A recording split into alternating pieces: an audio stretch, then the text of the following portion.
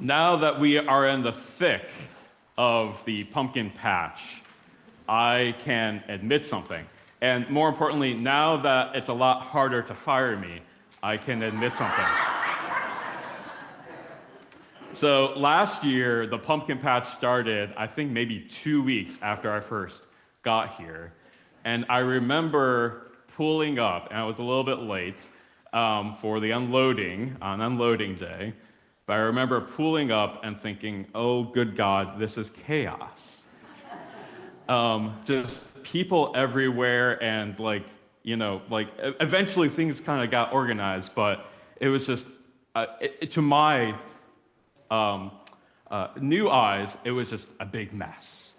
And all week, I know there had been emails being sent out about the pumpkins are coming, but be prepared for the pumpkins not to be there. And we had organized all these people to be there, but they might have not anything to do. And so anyway, long story short, when I first got here, I was not a believer in the pumpkin patch.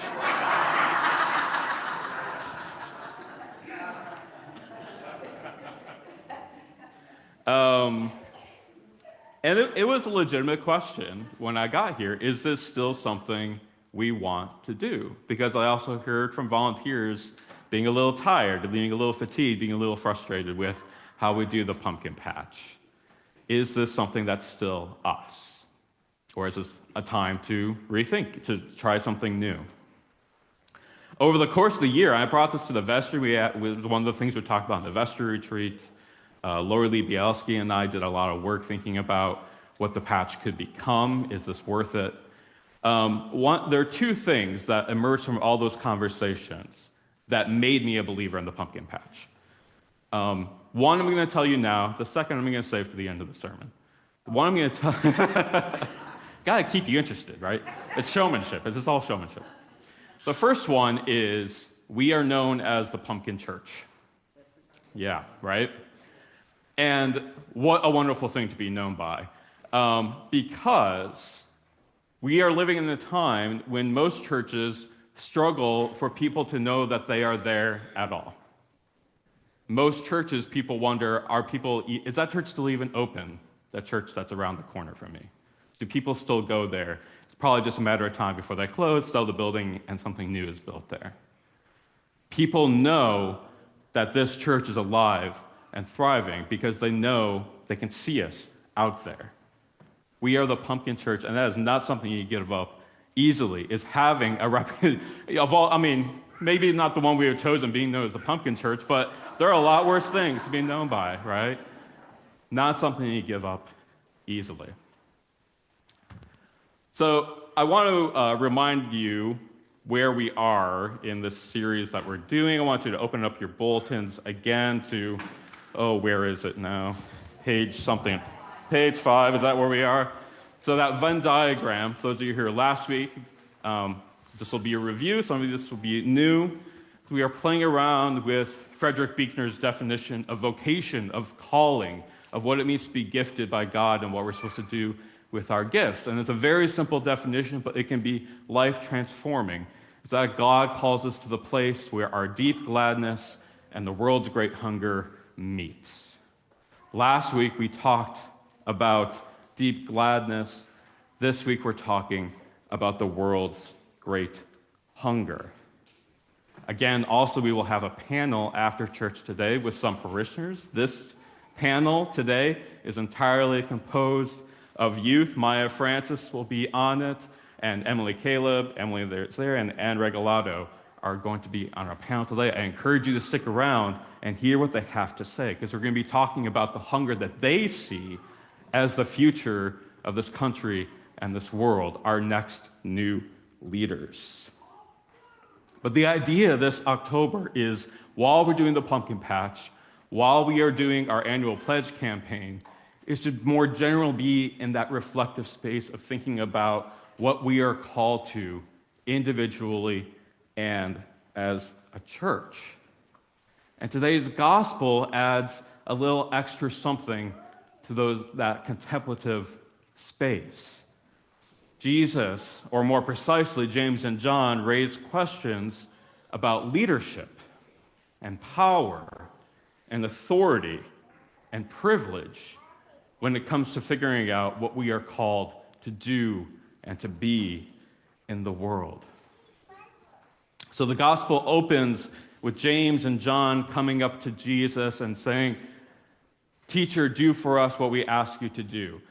Interesting things about these two fellows, the sons of Zebedee, James and John, is they had a nickname. Anyone know what it is? The Sons of Thunder. This is a nickname that Jesus gave them.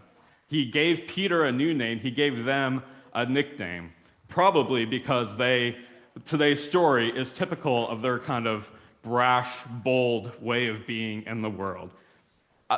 Give us what we want. What do you want? I'm not going to tell you, just give us what we want, right? That sort of thing. Sons of Thunder, bold guys. So they ask him for something. They ask him for power, and they ask him for status. They want to be seated next to him. When he comes in glory, when he's seated in glory, whatever the heck that means, I'm not even sure they know what that means. And Jesus thinks they don't know what they mean either. But whatever it is, we want to be right next to you, at your right and at your left. Important thing here, though, is what Jesus doesn't say to them. He doesn't say to them, "Oh, you shouldn't be worried about having power. You shouldn't be worried about having authority. You shouldn't be worried about having privilege." He doesn't say that to them, which is something I think often as Christians sometimes we're taught, is that, oh, we shouldn't be concerned about things like that. Instead, he says, you don't know what real power is. You don't know what real authority is. You don't know what real leadership is yet. Because I have come to show you what real leadership is. I have a cup I have to drink. I have a baptism with which I am going to be baptized. And what does he mean but with this cryptic language? He's pointing, of course, to his own death, to his own sacrifice, the way that he is going to die in a way in which is complete opposite of everything that looks like visible privilege and power and authority and leadership.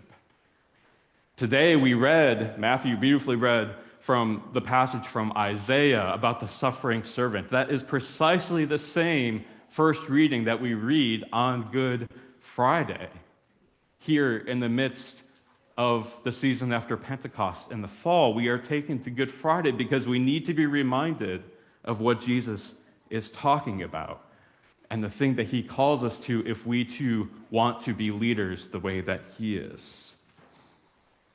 It's not just the bloodiness of the death, though, and the suffering of the death.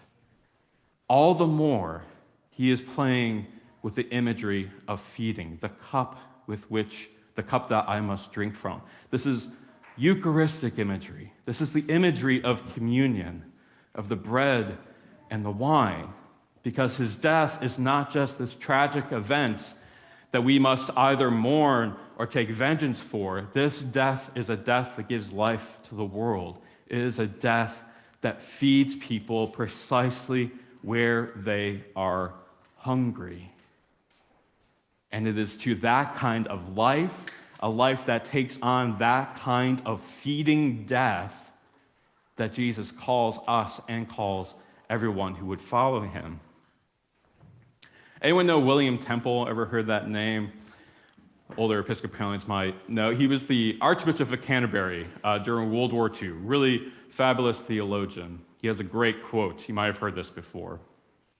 "The church is the only institution that exists primarily for the benefit of those who are not its members."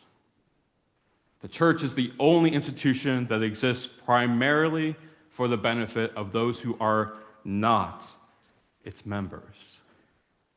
The same thing that Jesus is saying to James and John about what they are really asking for in wanting to have a place of power and authority and leadership is the same thing he is saying to us individually and to us as an institution called the church, this whole community that we are, the body of Christ. and telling us that it is only by virtue of us also seeking to feed people where they are hungry that we can have any claim to authority and power and leadership and privilege in the society of which we are a part. Sometimes this idea goes by the name servant leadership. Anyone ever heard that phrase before? Yeah. Sometimes people talk about servant leadership as if it's a style of leadership. It's not. At least according to Jesus, it's really the only way. It is really the only way of being a true leader, is to first be a servant to those who would follow you. There are only two choices, he says today. There are only two choices. You can either be a servant or you can be a tyrant. Those who have power built on service build authentic community. It is a power that's built on sacrifice and courage, on feeding where people are hungry.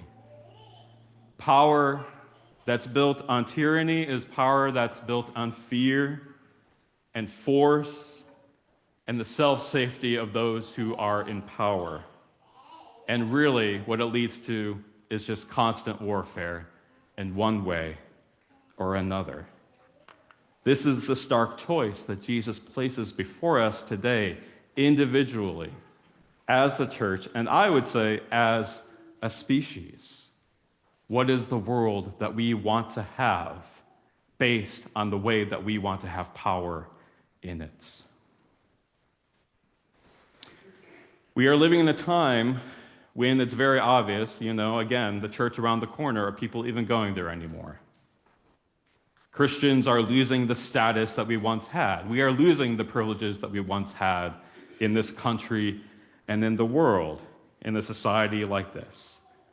And there are some Christians out there who want to try to reclaim that status and authority and power by enforcing it. By saying, well, we need to have our scriptures in public classrooms. We need to put the Ten Commandments in public spaces. We need to force our religion back into the public square. And there's no lack of politicians who will build power based on that kind of impulse, too. And you can disagree with me, but I just cannot find that in the Jesus I'm hearing from today. That's our path to reclaiming, or maybe claiming anew, some sense of status and authority and leadership in our society, is by forcing it down people's throats. It is not so among you, I instead hear Jesus say today. It is not so among you. So now finally, the second reason why I believe in the pumpkin patch now. So we have new signage out there, and Casey was helping me with it, and I was working on it. And I was putting in that, so we got that nice big new banner out there on Deerfield Road. And something in me said, it can't just say St. Gregory's Pumpkin Patch. It has to say something about why there is St. Gregory's Pumpkin Patch. And so I made sure that it had to say on there that we give it all away. Why do we endure this chaos and this uncertainty and this logistical nightmare every October while we've got other things we could be doing? Other things we could be doing to make our space in here just a little bit better for ourselves. Instead, we do this thing called the pumpkin patch. And why do we do it? So we can gather all of our neighbors together, take that money that they would normally spend on grocery pumpkins, and give it away to those who are literally hungry. That, my friends, is precisely the way that Jesus asks us, tells us, invites us to reclaim our authority in this place called Deerfield and Lake County and the United States. That is the path forward for this thing called Christianity, that we be known as those who feed those who are hungry where they are hungry, in their stomachs, in their hearts, in their minds, those who hunger for companionship and community, and those who hunger to serve others too in turn. Amen.